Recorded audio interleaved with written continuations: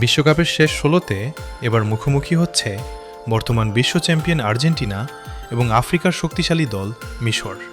কাগজে কলমে আর্জেন্টিনা এগিয়ে থাকলেও ম্যাচটি সহজ হবে না বলেই মনে করছেন ফুটবল বিশ্লেষকরা।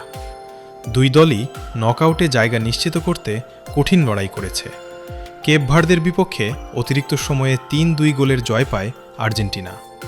অন্যদিকে অস্ট্রেলিয়ার বিপক্ষে ১২০ মিনিটের লড়াই শেষে টাইব্রেকারে জয় তুলে নেয় মিশর।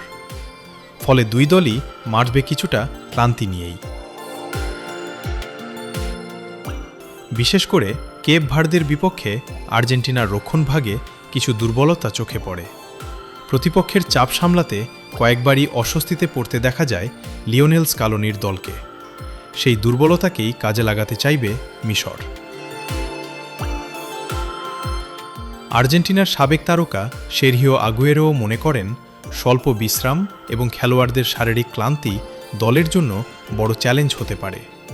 একই সঙ্গে লিওনেল মেসিও আগের ম্যাচে আক্রমণে প্রত্যাশিত ছন্দ না পাওয়ার বিষয়টি স্বীকার করেছেন। অন্যদিকে মিশরের শক্তি তাদের সংগঠিত রক্ষণ এবং দ্রুত পাল্টা আক্রমণ। মোহাম্মদ সালাহ ও ওমার মারমুশের গতি আর্জেন্টিনার জন্য বড় হুমকি হতে পারে।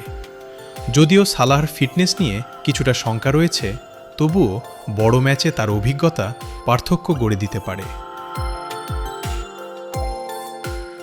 আর্জেন্টিনার হয়ে সবচেয়ে বড় ভরসা অধিনায়ক লিওনেল মেসি। টুর্নামেন্টে এখন পর্যন্ত তার গোল করার ধার অব্যাহত রয়েছে। তবে এই ম্যাচে শুধু তারকাদের নয়, পুরো দলের পারফরম্যান্সই নির্ধারণ করবে ফলাফল। বিশ্ব চ্যাম্পিয়ন আর্জেন্টিনার অভিজ্ঞতা আর মিশরের লড়াকু মানসিকতা, দুইয়ের লড়াইয়ে কে হাসবে শেষ হাসি, সেটিই এখন দেখার অপেক্ষা।